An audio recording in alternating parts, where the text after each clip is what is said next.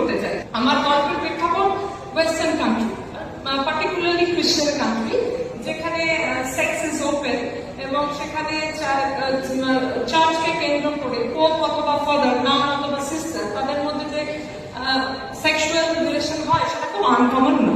এরকম প্রেক্ষাপটে আমার গল্প, একজন ফাদার এবং চার্চে যাচ্ছিলেন এবং যেতে যেতে একজন অল্প বয়স্কী সুন্দরী নাম তিনি ডাকেন এবং নাম তাকে লিফট চান, ফাদার তাকে লিফট দেন।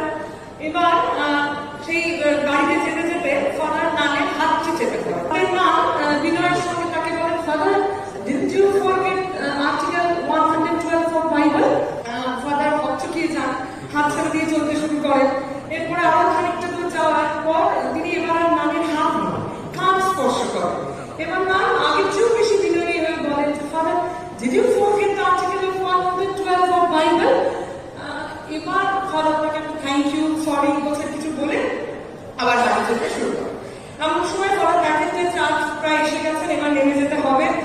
তখন উনি এই কথা মনে করে ওই নামকে আরেকবার হাত করার চেষ্টা করেন। এই ক্ষেত্রে নাম আবার অতি বিনয়ী হয়ে বলে, ফাদার আপনি ভুলে গেছেন বাইবেলের 112 নম্বর অনুচ্ছেদ। এবার ফাদার অত্যন্ত অপ্রস্তুত হয়ে, ফ্রাস্ট্রেটেড হয়ে গাড়ি থেকে নামেন, নাম তাকে বাইক করে চলে যান। নেমে কারোর সঙ্গে কোনো কথা না বলে বাইবেল করে অনুচ্ছেদ 112